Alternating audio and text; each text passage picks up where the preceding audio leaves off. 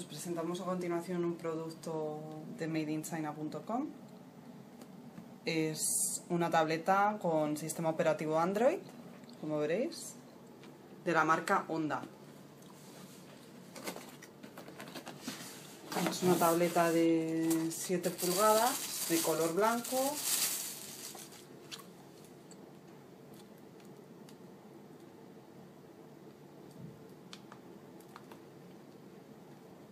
Se puede utilizar para internet, para escribir documentos, para chatear, para llamar a través de sistemas como Skype o VoIPbuster.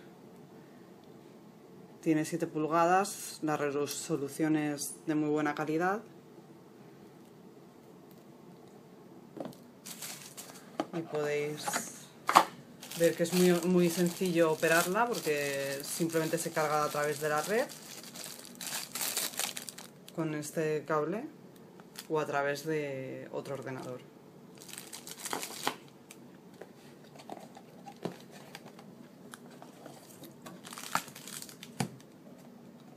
El sistema operativo es Android 4.0.3, tiene 1 GB de procesador. La resolución de la pantalla es 480x800 y tiene un almacenamiento de 8 GB. Funciona tanto con Wi-Fi como con 3G. Se puede utilizar también para chatear, a través del sistema Messenger, para hablar por Skype.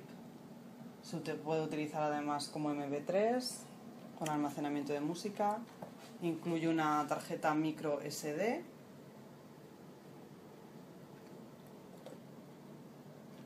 Y es una calidad excepcional.